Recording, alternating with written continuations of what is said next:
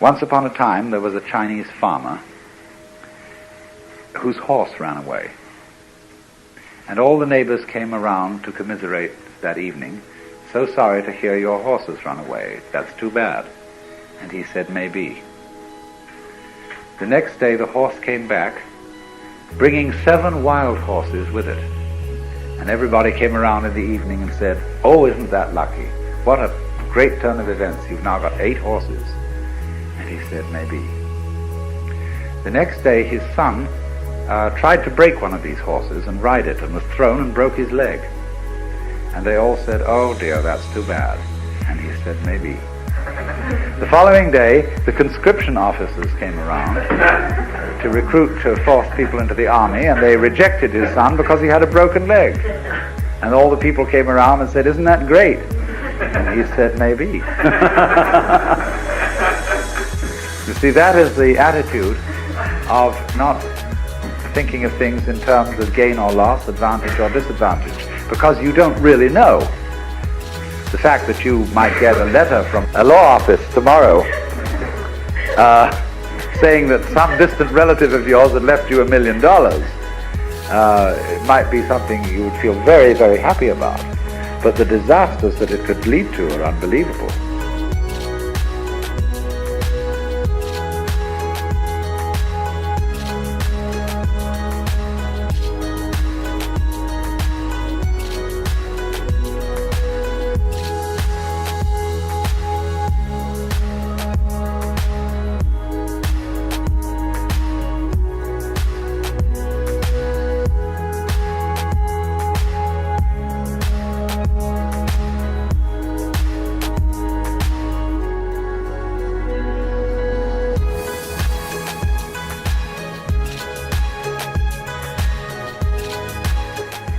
Try to live in such a way that nothing is either an advantage or a disadvantage.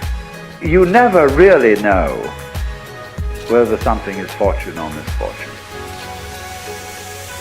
But we only know the momentary changes, and as it alters our sense of hope about things.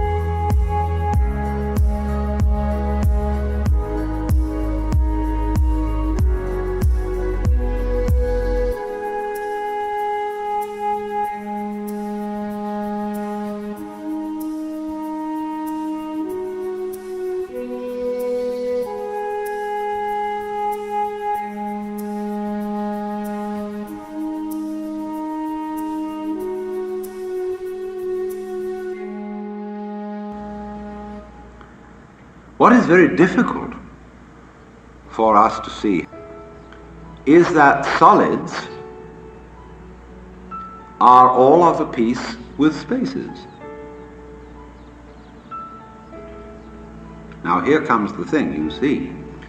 Take a situation in which we say of a given figure-ground relationship that the black is the thing, the black letter on the white page. We say, yes, it's the black letter that's important. That's the thing.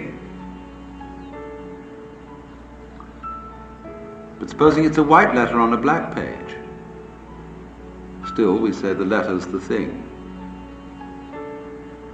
That's important. All right. So we say we look out in the sky at night and we see the stars and the planets.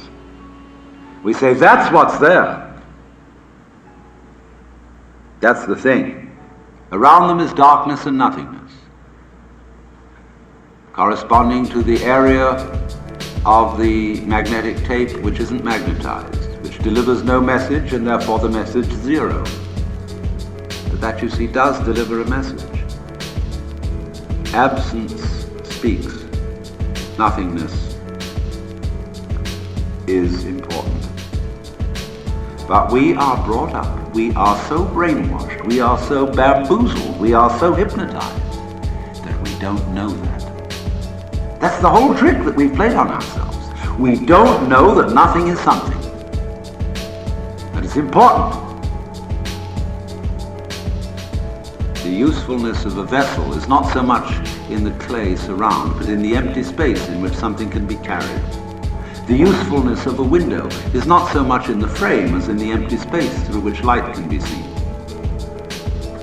The space is, after all, not nothing.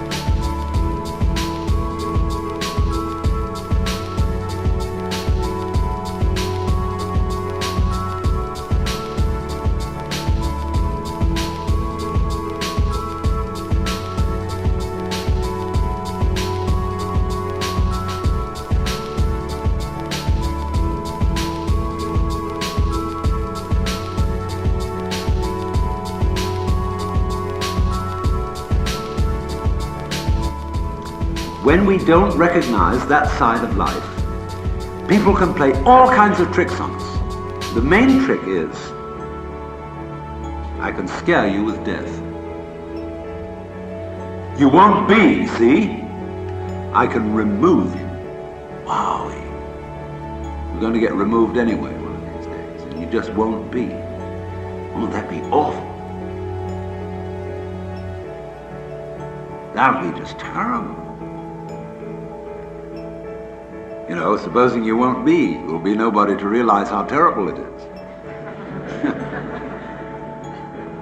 But this is the thing, that this is one of the great tricks of life, and you have to be watching for this, as people use it, because they've all been taught to use it. It's really the fall of man. It was not to recognize the other side.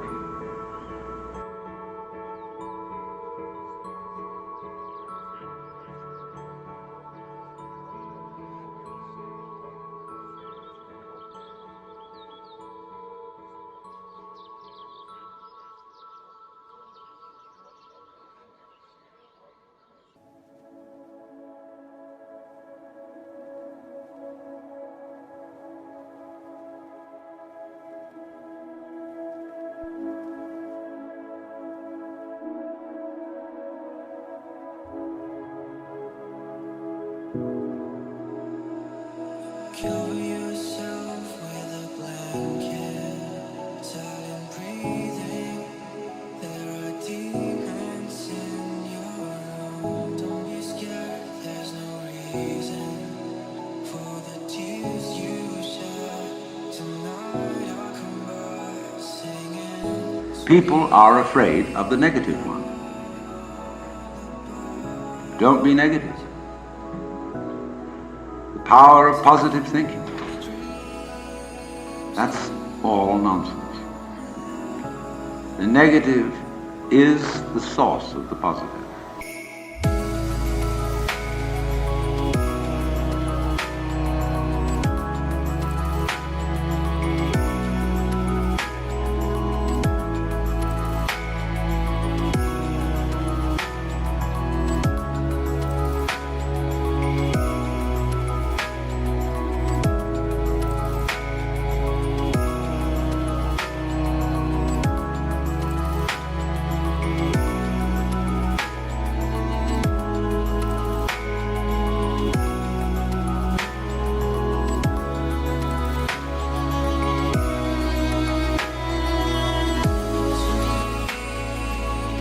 It isn't easy for a human being, the way we've been trained, to notice that you can't have one without the other. Because our attention has difficulty in seeing both sides at once. You know that Gestalt image where you get two faces in profile and they are drawn as black silhouette. So you get two faces in profile about to kiss. But then look again and you notice the white ground between them, and it is a cup like a chalice. What have we got here? Kissing faces or chalice? People have difficulty in seeing both together. You must have one or the other. Either will do, but make your choice.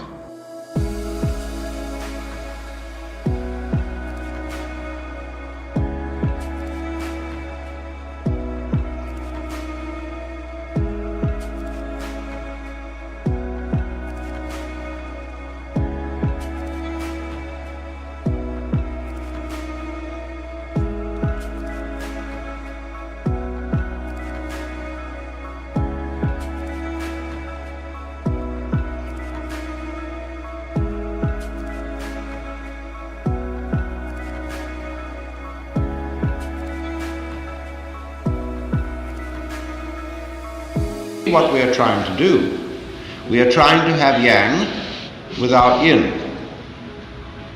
We are trying to arrange a life game in which there is winning without losing. Now, how can you arrange such a state of affairs? A game in which everybody wins would end up, as W.S. Gilbert put it, when everybody is somebody, then no one's anybody. If we are all equally happy, it is impossible to know that we are happy.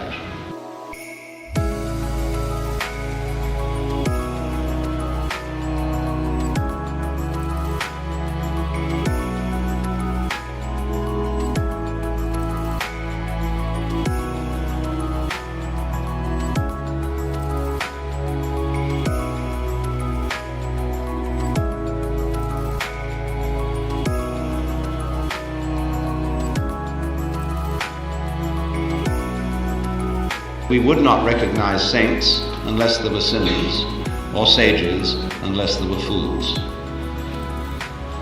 And there is no way out of that dilemma.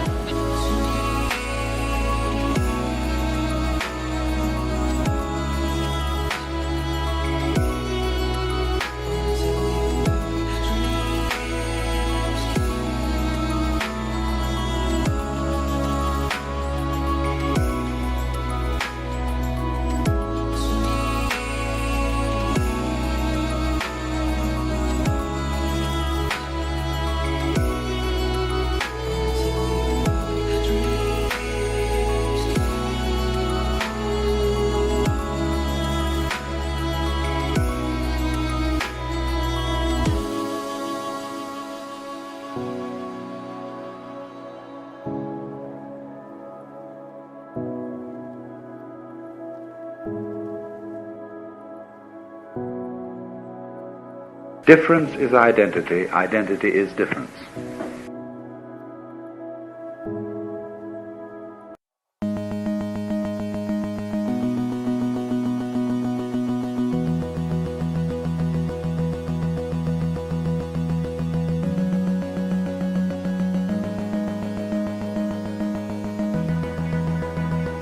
You are both what you do and what happens to you, so that you have a little game in which you play that what happens to you, that you're not responsible for. That's not you, see? You're only responsible for this side of it. And then you can compete with the other side. What it's like is this: get two knitting pins, one in each hand, and have a fencing match with yourself. And really sincerely try to stick the other hand. But that other hand must really sincerely be trying to stick the first one and also to defend itself. It's like playing chess with yourself, you see? Now, it won't work. You'll come to a sort of standstill unless you decide for your right hand that that's the one that's really going to win. Well, then you've broken the rule of the game, you see. Well, that's what we do.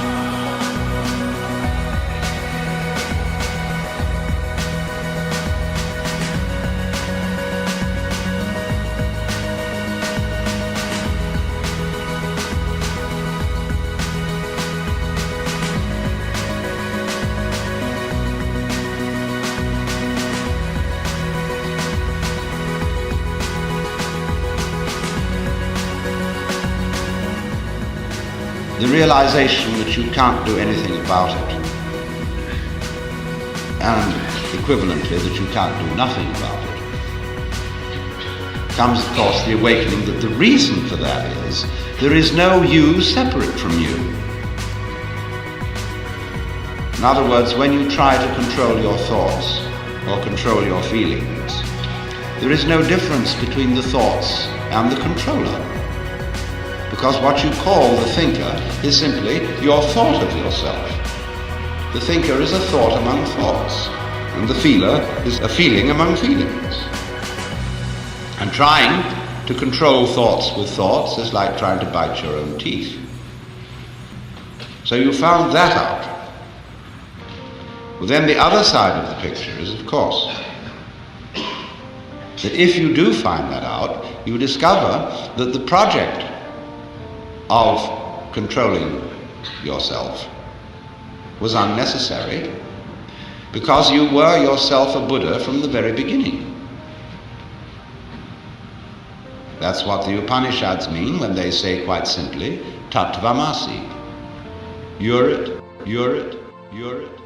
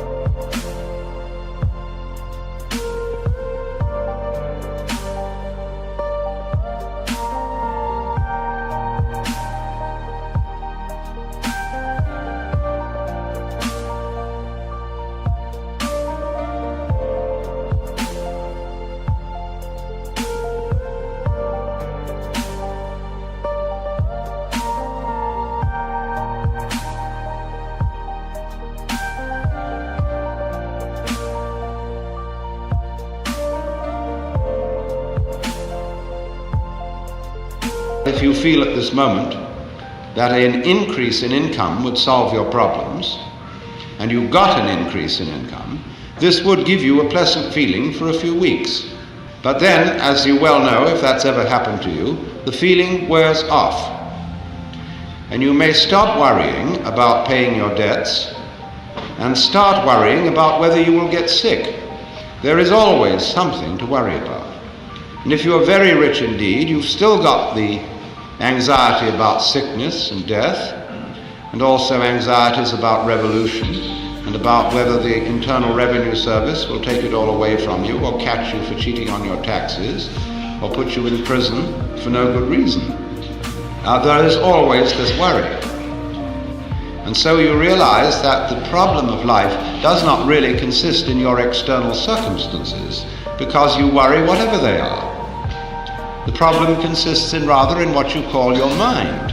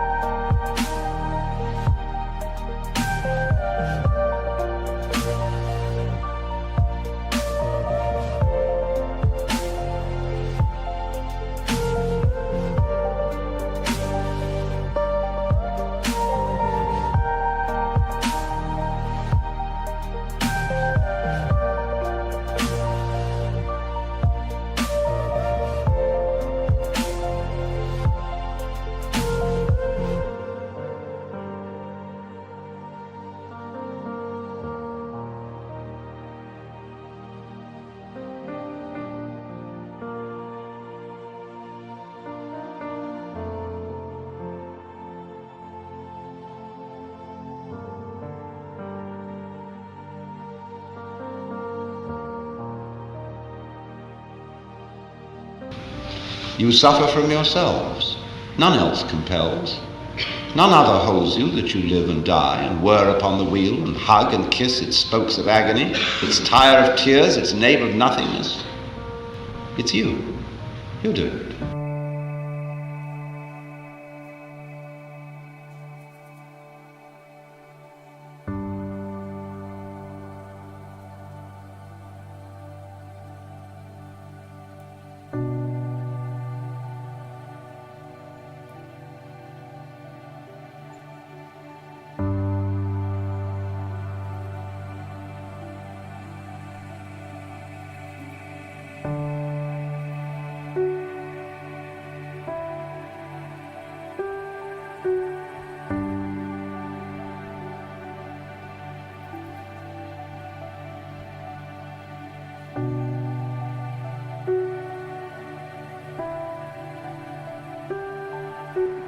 Westerners, when they hear about Buddhism and Taoism and this sort of thing, they interpret it one-sidedly as passivity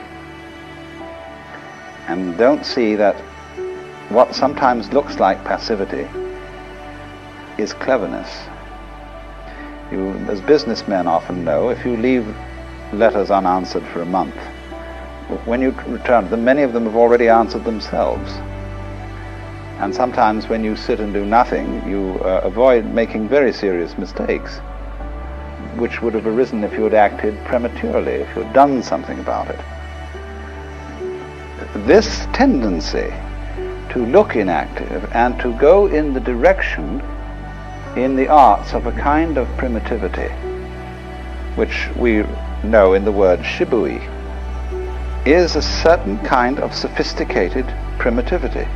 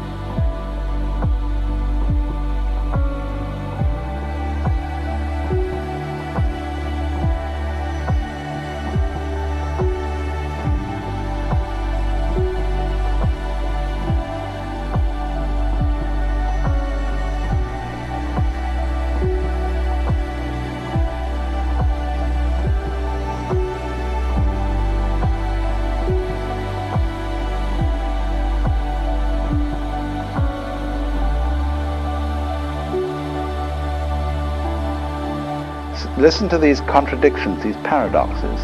The sophisticated primitivity, controlled accident, where you see man and nature are really collaborating, man as the controller, the reasoner, the logical being, and yet at the same time not ruining life by making it all logic and all control.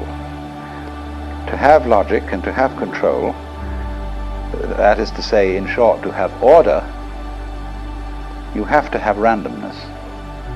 Because where there is no randomness, order cannot manifest itself.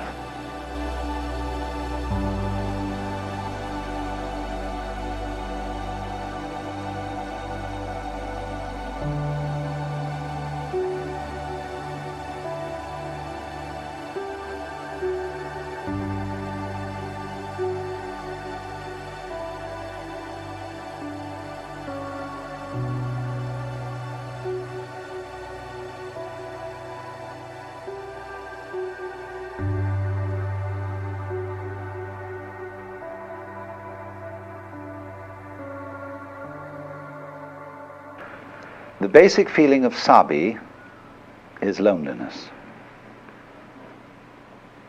One of the great paintings that illustrate Sabi is the lonely crow on a tree branch. It is the feeling of the hermit. It is the feeling which the garden artist tries to create when in a crowded country he wants to give you the sensation of being way off in a mountain landscape. So this sense, you see, of solitariness, of being able to wander off on your own, is Sabi, and is a thing, of course, that any sane person has to have. One has to have privacy. You have to have space in which to be alone, so as not to become a rubber stamp. Wherever you stand, everywhere is the mountain solitude, even in the middle of an uproar. This is Sabi.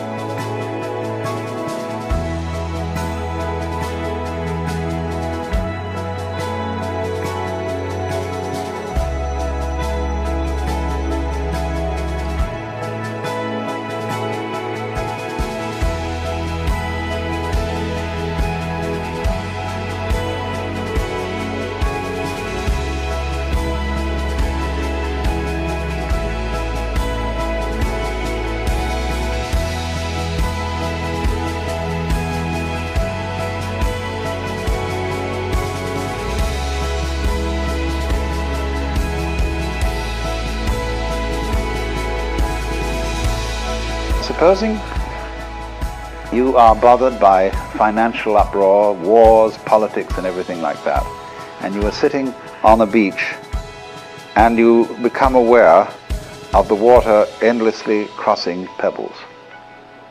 And you get a sense that this goes on forever and ever and ever. It is long before you were thought of, long before all human history, empires, schemes, and so on, and will endure long after.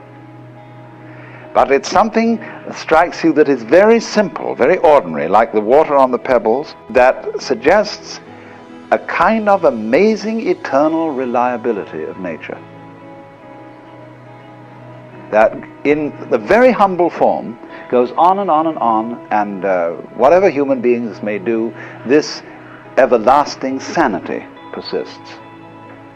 Now that strange flip from the mood of depression to the mood of a certain consolation in this weed is wabi.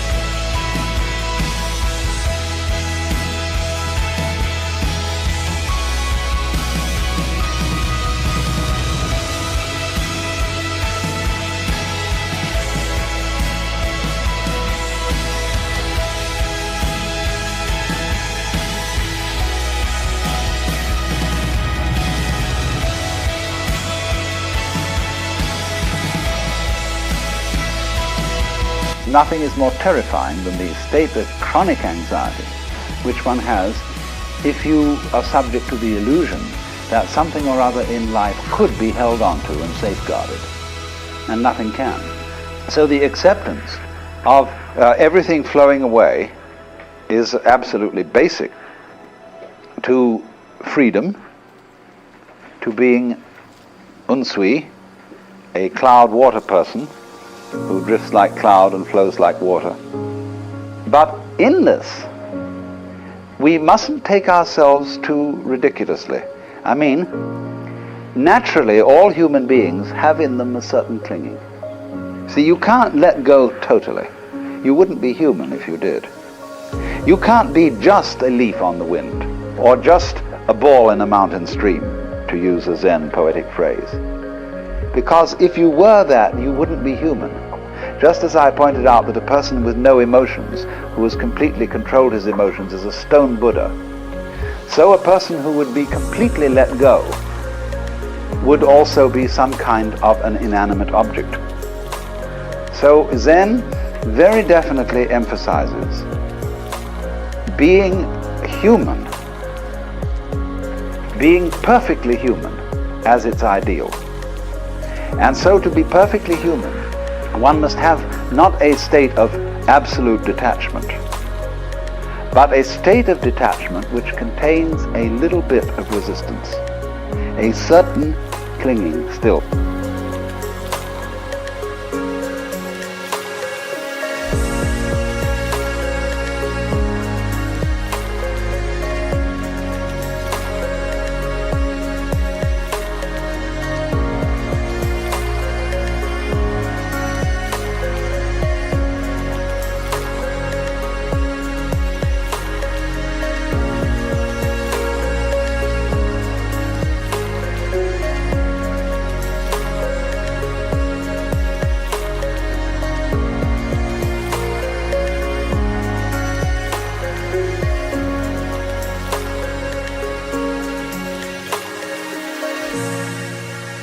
Everything is change, and nothing at all can be held on to or possessed.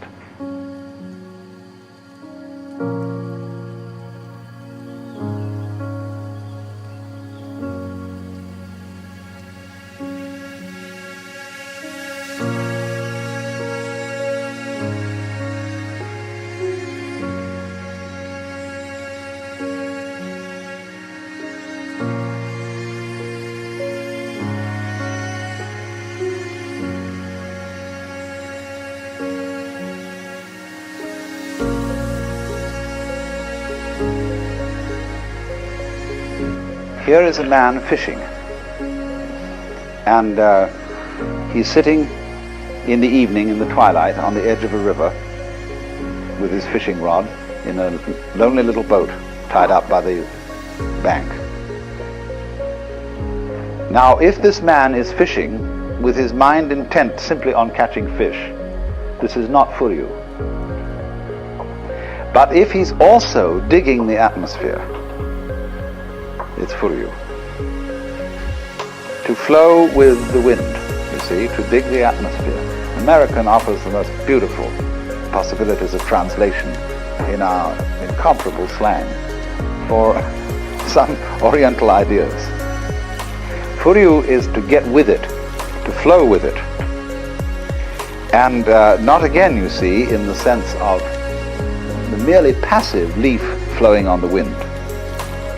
But Furyu has in it, you see, a touch of self-consciousness, like that man fishing. Now, you would think if you studied Taoist philosophy that this would be very bad. Zhuangzi somewhere says that a comfortable belt is one that you don't feel, and you're unaware of it. That's not the most comfortable belt. Like comfortable shoes, would you be completely unconscious of comfortable shoes? No. Something better than comfortable shoes are shoes that you know are comfortable. So, in the same way, self-consciousness adds something to life. It's one thing to be happy and not know it. It's another thing to be happy and to know it.